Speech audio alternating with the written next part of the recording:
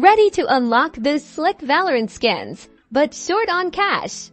Well, your American Express gift card might just be your secret weapon. First, fire up Valorant and head over to the in-game store. That's at the top right of your screen. It looks like a VP symbol. Click on that VP symbol, and you'll be transported to the Valorant Points purchase page. Now you gotta select the amount of Valorant Points you wish to purchase. On the payment methods, look for prepaid card or credit card option because American Express gift cards are processed as credit cards. Now, carefully enter your American Express gift card details. That includes the card number, the expiration date, and that all-important CVV code located on the back of your card.